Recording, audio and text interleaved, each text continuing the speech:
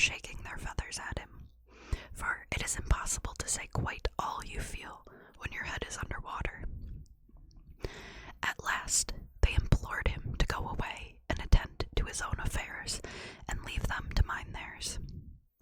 So the rat went away and sat on the river bank in the sun and made up a song about them, which he called Duck's Ditty. All along the backwater, through the rushes tall, ducks are a-dappling, up tails all.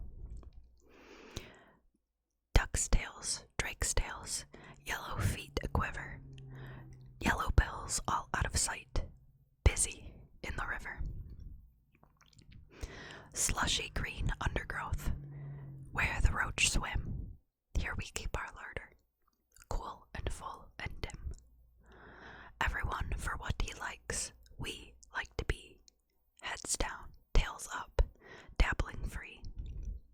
High in the blue above, swifts whirl and call, we are down a-dabbling, up tails all. I don't know that I think so very much of that little song, Rat, observed Mole cautiously. He was no poet himself, and didn't care who knew it, and he had a candid nature. Nor don't the ducks neither, replied the rat cheerfully. They say, why can't fellows be allowed to do what they like, when they like, and as they like, instead of other fellows sitting on banks and watching them all the time and making remarks and poetry and things about them? What nonsense it all is. That's what the ducks say. So it is, said the mole with great heartiness. No, it isn't, cried the rat indignantly. Well then, it isn't, replied the mole soothingly. But what I wanted to ask you was, won't you take me to call on Mr. Toad? I've heard so much about him, and I do so want to make his acquaintance. Why, certainly, said the good-natured rat, jumping to his feet and dismissing poetry from his mind for the day. Get the boat out and we'll paddle up there at once. It's never the wrong time to call on Toad. Early or late, he's always the same fellow, always good-tempered, always glad to see you, always sorry when you go. He must be a very nice animal, observed the mole, as he got into the boat and took the sculls, while the rat settled himself comfortably in the stern. He is indeed the best of animals, replied Rat. So simple, so good-natured, and so affectionate. Perhaps he's not very clever. We can't all be geniuses. And it may be that he is both boastful and conceited, but he has got some great qualities, has Toady. Rounding a bend in the river, they came in sight of a handsome, dignified old house of mellowed red brick, with well-kept lawns reaching down to the water's edge. There's Toad Hall, said the rat, and that creek on the left where the notice board says, private, no landing allowed, leads to his boathouse, where we'll leave the boat. The stables are over there to the right. That's the banqueting hall you're looking at now, very old, that is. Toad is rather rich, you know, and this is really one of the nicest houses in these parts, though we never admit as much to Toad. They glided up the creek, and the mole slipped his sculls as they passed into the shadows of a large boathouse.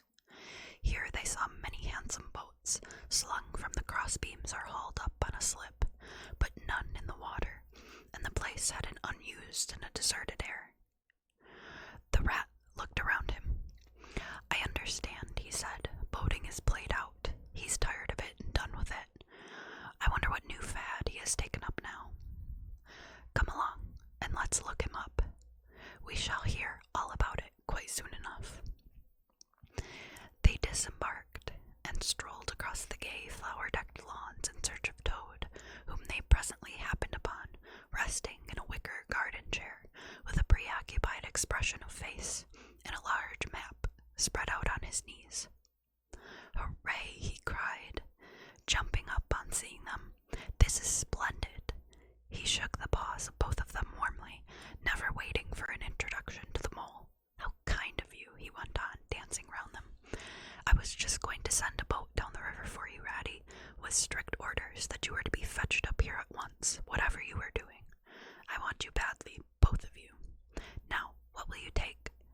inside and have something. You don't know how lucky it is you're turning up just now."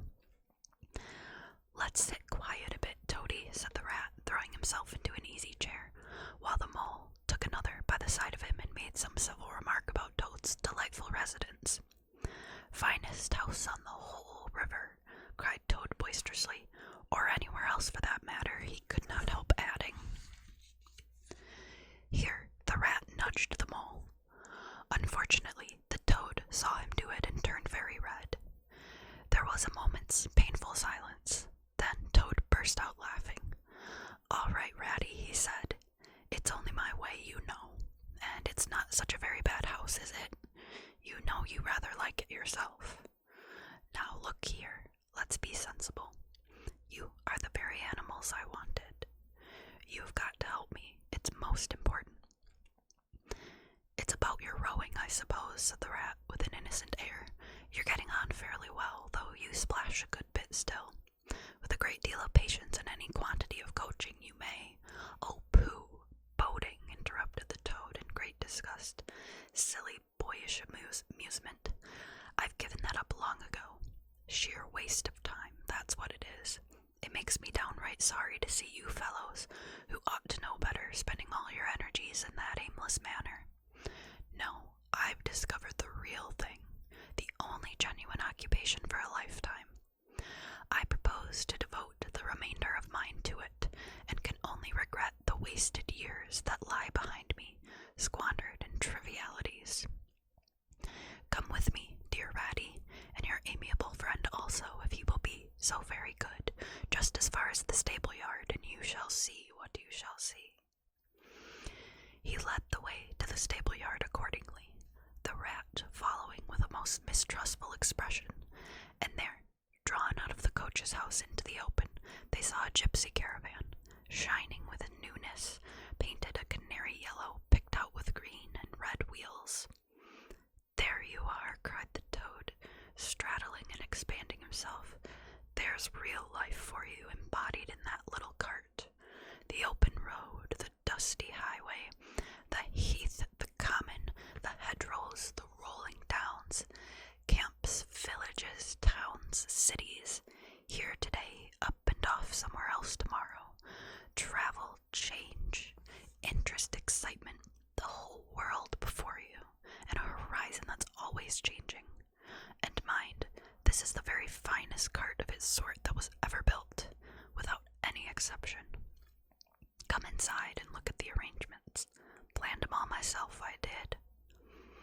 The mole was tremendously interested and excited, and followed him eagerly up the steps and into the interior of the caravan. The rat only snorted and thrust his hands deep into his pockets, remaining where he was. It was indeed very compact and comfortable. Little sleeping bunks, a little table that folded up against the wall, a cooking stove, lockers, bookshelves, a bird cage with a bird in it, and pots, pans, jugs, and kettles of every size and variety. "All complete," said the toad triumphantly, pulling open a locker. "You see, biscuits, potted lobster, sardines, everything you can possibly want. Soda water here, baccy there, letter paper, bacon, jam, cards, and dominoes. You'll find," he continued as they descended the steps again, "you'll find that nothing whatever has been forgotten when we make our start this afternoon." "I beg your pardon," said the rat slowly as he chewed a straw, "but did I overhear you say something about 'we' and 'start' and 'this afternoon'?" "Now, you dear good old Ratty," said Toad imploringly, "don't begin talking in that stiff and sniffy sort of way, because you know you've got to come. I can't possibly manage without you, so please consider it settled. And I don't argue. It's the one thing I can't stand. You surely don't mean to stick your dull, fusty old river all your life, and just live in a hole in a bank and boat. I want to show you the world. I'm going to make an animal of you, my boy." "I don't care," said the rat doggedly. "I'm not coming, and that's flat. And I am going to stick to my old river, and live in a hole and boat.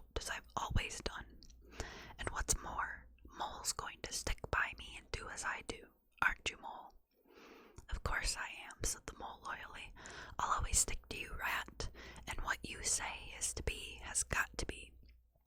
All the same, it sounds as if it might have been, well, rather fun, you know," he added wistfully. Poor Mole. The life adventurous was so new a thing to him, and so thrilling, and this fresh aspect of it was so tempting, and he had fallen in love at first sight with the canary-colored cart and all its little figments. The rat saw what was passing in his mind and wavered. He hated disappointing people, and he was fond of the Mole, and would do almost anything to oblige him. Toad was watching both of them closely. "Come along and have some lunch," he said diplomatically, "and we'll talk it over. We needn't decide anything in a hurry. Of course, I don't really care. I only want to give pleasure to you fellows. Live for others. That's my motto in life." During luncheon, which was excellent of course, as everything at Toad Hall always was, the Toad simply let himself go. Disregarding the rat, he proceeded to play upon the inexperienced Mole as on a harp. Naturally, a voluble animal and always mastered by his imagination, he painted the prospects of the trip and the joys of the open life and the roadside in such glowing colors that the Mole could hardly sit in his chair for excitement. Somehow it soon seemed taken for granted by all three of them that the trip was a settled thing, and the rat, though still unconvinced in his mind, allowed his good nature to override his personal objections. He could not bear to disappoint his two friends, who were already deep in schemes and anticipations, planning out each day's separate occupation for several weeks ahead. When they were quite ready, the now triumphant Toad led his companions to the paddock and set them to capture the old gray horse who, without having been consulted and to his own extreme annoyance, had been told off by Toad for the dustiest job in this dusty expedition. He frankly preferred the paddock and a good deal of catching. Meantime, Toad packed the lockers still tighter with necessities and hung nose bags, nets of onions, bundles of hail, and baskets from the bottom of the cart. At last, the horse was caught and harnessed, and they set off, all talking at once, each animal either trudging by the side of the cart or sitting on the shaft as the humor took him. It was a golden afternoon. The smell of the dust they kicked up was rich and satisfying. Out of thick orchards on either side of the road, birds called and whistled to them cheerily. Good-natured wayfarers passing them gave them a good day, or stopped to say nice things about their beautiful cart, and rabbits sitting at their front doors in the hedgerows held up their forepaws and said, "Oh my, oh my, oh my." Late in the evening, tired and happy and miles from home, they drew up on a remote common, far from habitations, turned the horse loose to graze, and ate their simple supper, sitting on the grass by the side of the cart. Toad talked big about all he was going to do in the days to come, while stars grew fuller and larger all around them, and a yellow moon, appearing suddenly and silently from nowhere in particular, came to keep them company and listen to their talk. At last, they turned into their little bunks in the cart, and Toad, kicking out his legs sleepily, said, "Well, good night, you fellows. This is the real life for a gentleman. Talk about your old river." "I don't talk about my river," replied the patient rat. "You know I don't, Toad. But I think about it," he added pathetically in a lower tone. "I think about it all the time." The Mole reached out from under his blanket, felt for the rat's paw in the darkness, and gave it a squeeze. "I'll do whatever you like, Ratty," he whispered. "Shall we run away tomorrow morning, quite early, very early, go back to our dear old hole on the river?" "No, no, we'll see it out," whispered back the rat. "Thanks awfully, but I ought to stick by Toad till this trip is ended. It wouldn't be safe for him to be left to himself. It won't take very long. His fads never do. Good night." The end was indeed nearer than even the rat suspected. After so much open air and excitement, the Toad slept very soundly, and no amount of shaking could rouse him out of So, the mole and rat turned to, quietly and manfully, and while the rat saw to the horse, and lit a fire, and cleaned last night's cups and platters, and got things ready for breakfast, the mole trudged off to the nearest village, a long way off for milk and eggs and various necessaries the toad had, of course, forgotten to provide. The hard work had all been done, and the two animals were resting, thoroughly exhausted by the time Toad appeared on the scene, fresh and gay, remarking what a pleasant, easy life it was that they were all leading now, after the cares and worries and fatigues of housekeeping at home. They had a pleasant ramble that day over grassy downs and along narrow by-lanes, and camped as before on a common, only this time the two guests took care that Toad should do his fair share of work.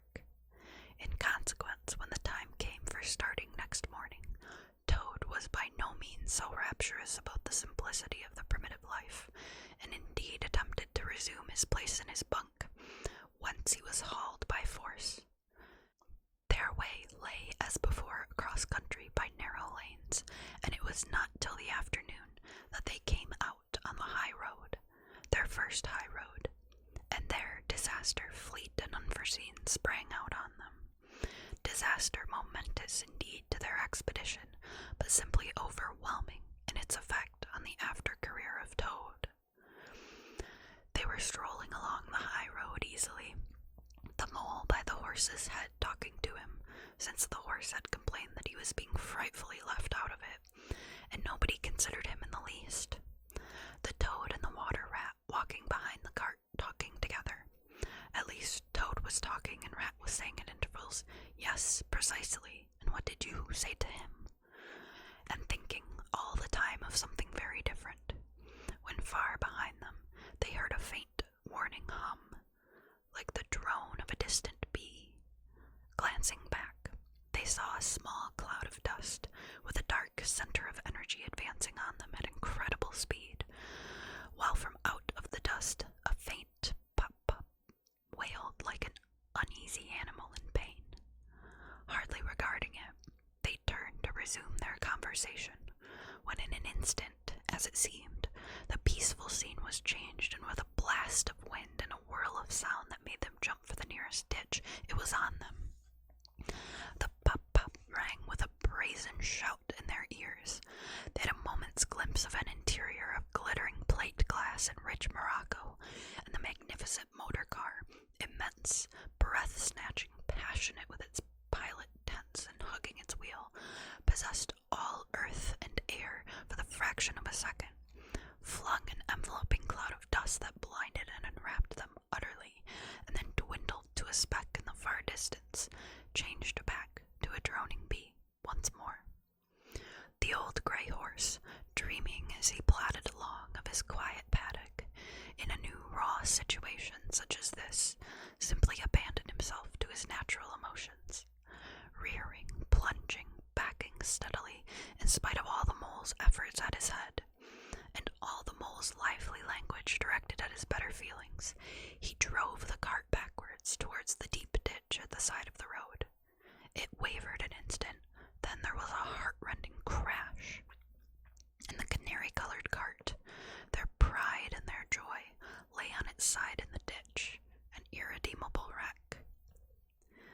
The rat danced up and down on the road, simply transported with passion.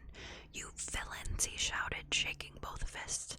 "You scoundrels, you highwaymen, you road hogs. I'll have the law of you, I'll report you, I'll take you through all the courts."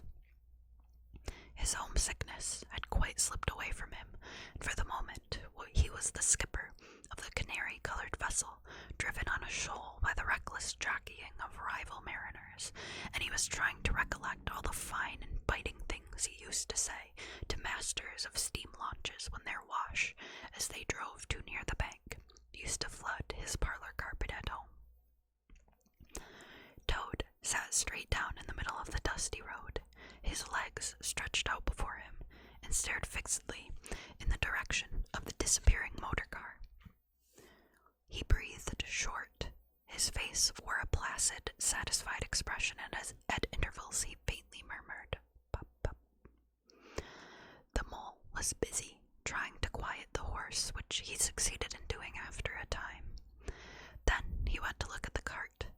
side in the ditch. It was indeed a sorry sight. Panels and windows smashed, axles hopelessly bent, one wheel off, sardine tins scattered over the wide world, and the bird in the birdcage sobbing pitifully and calling to be let out. The rat came to help him, but their united efforts were not sufficient to right the cart.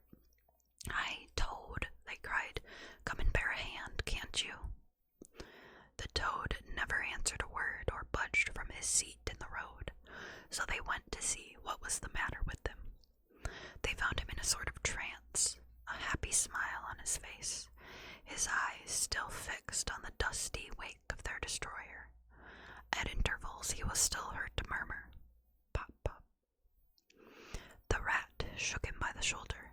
"Are you coming to help us, Toad?" he demanded sternly. "Glorious, stirring sight," murmured Toad, never offering to move. "The poetry of motion, the real way to travel, the only way to travel. Here today, in next week tomorrow. Villages skipped, towns and cities jumped, always somebody else's horizon. Oh, bliss, oh, pop, pop, oh my, oh my." "Oh, stop being an ass, Toad," cried the mole despairingly.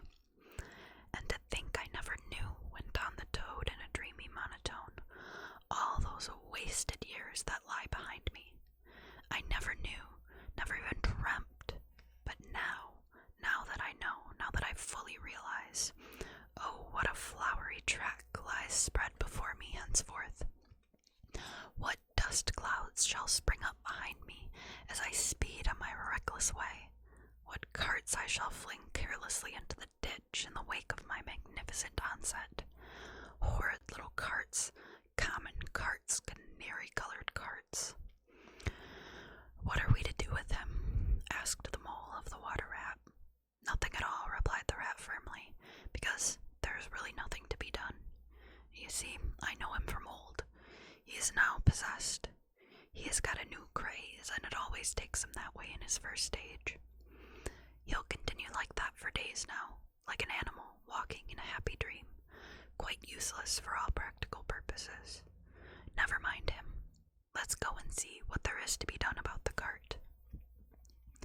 A careful inspection showed them that, even if they succeeded in righting it by themselves, the cart would travel no longer.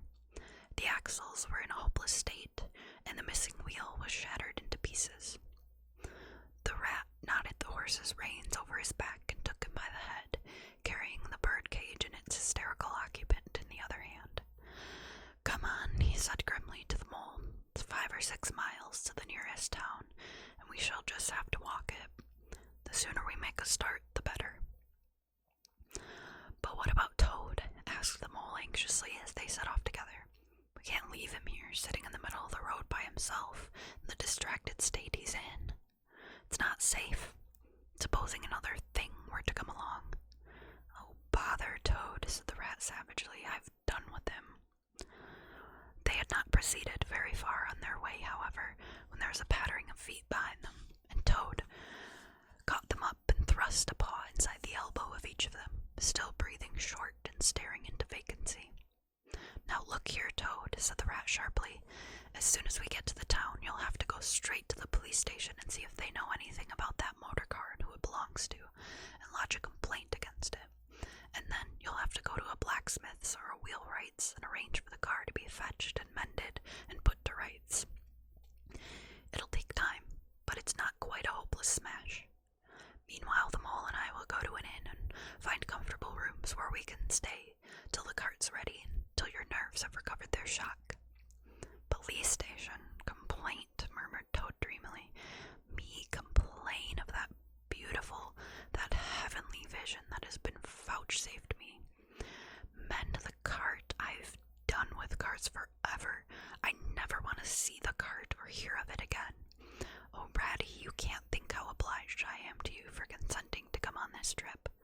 I wouldn't have gone without you, and then I might never have seen that swan, that sunbeam, that thunderbolt. I might never have heard that entrancing sound, or smelt that bewitching smell. I owe it all to you, my best of friends."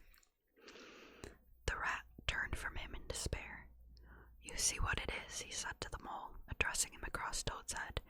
He is quite hopeless. I give it up. When we get to the town, we'll go to the railway station, and with luck we may pick up a train there that'll get us back to the riverbank tonight. And if ever you catch me going a-pleasuring with this provoking animal again.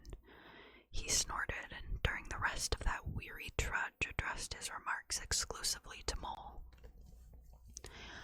On reaching the town, they went straight to the station and deposited Toad in the second-class waiting room, giving a porter 2 pence to keep a strict eye on him. Then they left the horse at an inn stable and gave what directions they could about the cart and its contents. Eventually, a slow train having landed them at a station not very far from Toad Hall, they escorted the spellbound, sleepwalking Toad to his door, put him inside it, and instructed his housekeeper to feed him, undress him, and put him to bed. Then they got out their boat from the boathouse, sculled down the river home, and at a very late hour sat down to supper in their own cozy riverside parlor, to the rat's great joy and contentment. The following evening, the mole, who had risen late and taken things very easy all day, was sitting on the bank fishing when the rat, who had been looking up his friends and gossiping, came strolling along to find him. Heard the news, he said. There's nothing else being talked about all along the riverbank. Toad went up to town by an early train this morning, and he has ordered a large and very expensive motor car. And this concludes Chapter 2 of The Wind in the Willows by Kenneth Grahame. I hope you enjoyed. Keep an eye out for Chapter 3. If you like this video or you're liking any of my other videos, be sure to subscribe to the channel and check me out on Twitch. I'm live usually 5 nights a week. Twitch.tv/KaylaKitty. The link is in the description. Thank you so much for watching. I really appreciate it. I hope you all have a wonderful night. Goodbye.